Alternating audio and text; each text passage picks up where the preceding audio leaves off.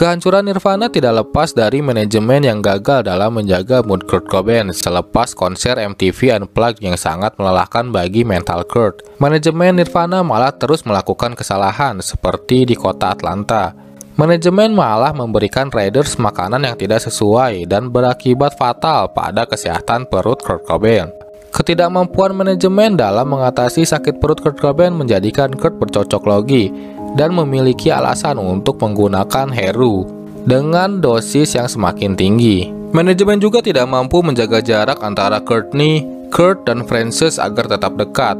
Semakin menjauhnya Kurt dari Chris dan Dave menjadikan Kurt semakin malas untuk melakukan konser, dan parahnya lagi hal ini seakan dibiarkan oleh manajemen Nirvana. Bahkan sebagai seorang leader, tidak pantas jika Kurt memilih duduk di bis yang berbeda dengan personil Nirvana lainnya. Narkowski menjadikan Kurt Cobain sebagai sosok leader yang tidak bijak.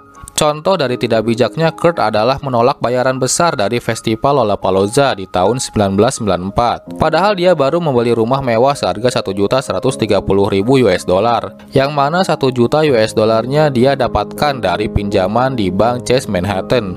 Dan per bulannya Kurt harus membayar angsuran senilai 7.000 US dollar per bulan. Yang lebih aneh, Kurt menerima tur 38 show di 16 negara Eropa dalam kurun waktu 2 bulan.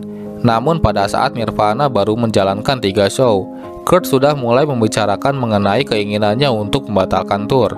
Menurut Courtney Love pada show ketiganya di kota Madrid, Kurt menelpon Courtney dengan nada marah karena ada sekumpulan anak muda yang menghisap uap heroin dan berkata, "Heroin, Kurt," sambil mengacungkan jempol ke arahnya. Kurt merasa rendah, tidak mau dijadikan sebagai ikon pecandu. Malangnya Kurt tidak bisa begitu saja membatalkan tur, karena pihak Nirvana harus membayar denda atas pembatalan show. Kecuali jika ada personil yang sakit, maka band boleh saja membatalkan show. Pada akhirnya Kurt harus berjuang sendiri dengan pikirannya dan coba bertahan agar tidak merugi.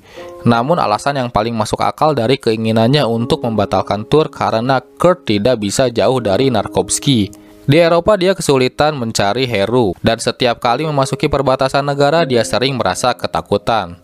Konser demi konser telah Nirvana lewati hingga tibalah mereka di Jerman, dan pada 1 Maret 1994 tepat di kota Munich, Jerman, Kurt bisa mendapatkan apa yang dia inginkan. Seperti biasanya sebelum show dimulai, Kurt mengeluh sedang sakit dan buruknya akustik room tempat di mana Nirvana akan konser. Keluhan Kurt dirasa cukup wajar karena mereka bermain di sebuah gedung bekas terminal airport yang dijadikan sebuah klub.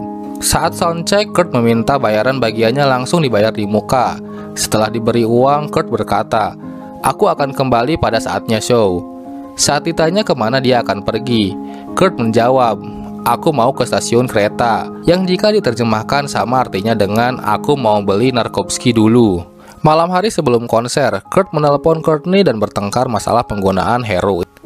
Kemudian Kurt menelpon pengacaranya yang bernama Rosemary Carroll dan mengatakan ingin bercerai. Konser malam itu dibuka oleh The Melvins.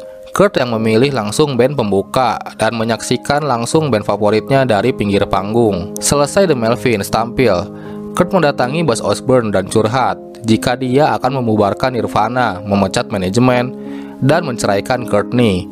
Sebelum melangkahkan kaki ke panggung, Kurt menambahkan, "Seharusnya aku berkarir solo saja dari dulu."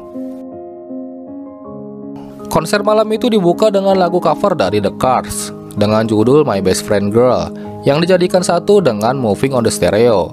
Setelah lagu tersebut selesai dibawakan, Kurt langsung ke belakang panggung dan berkata pada agennya, Don Mahler, "Udah cukup, batalkan 2 show selanjutnya."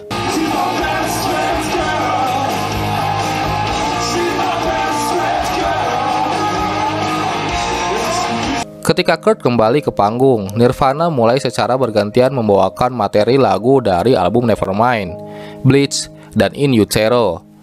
Saat membawakan Come As You Are, tiba-tiba listrik mati, namun tidak lama konser dapat diteruskan lagi.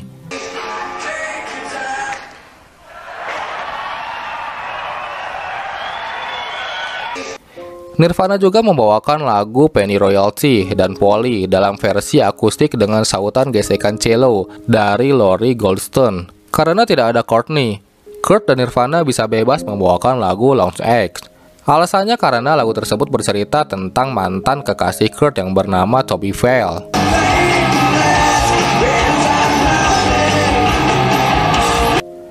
Malam itu Nirvana tidak membawakan Smile Like Teen Spirits, tapi mereka membawakan Rape Me dan mengcover lagu David Bowie, The Man Who Sold the World, dalam versi full band, dan konser malam itu ditutup dengan lagu Heart Shaped Box. Sehari setelah show berakhir, Kurt langsung mencari surat dokter demi menyatakan kalau Kurt terlalu sakit untuk tampil dan harus beristirahat selama 2 bulan. Chris Novoselic yang kecewa dengan keputusan sahabatnya kemudian mengatakan, jika itu hanya akal-akalan Kurt saja, dia terlalu lelah dalam menghadapi semua ini. Band dan kru pulang kembali ke Seattle sebelum melanjutkan tur yang dijadwalkan akan diadakan 2 bulan lagi pada bulan Maret. Namun tur tersebut tidak pernah terlaksana karena Nirvana harus menghadapi Cobain Opera dengan episode drama rehabilitasi ala Kurt Cobain. Meski pada akhirnya Kurt mau direhabilitasi, namun bukan hanya Chris, Dave, Pat, Courtney, atau seluruh kru Nirvana yang bersedih, tapi seluruh dunia dan generasi selanjutnya ikut bersedih. Karena 38 hari setelah konser terakhir mereka di Munich, Jerman, Kurt Cobain ditemukan tewas dalam keadaan yang mengenaskan.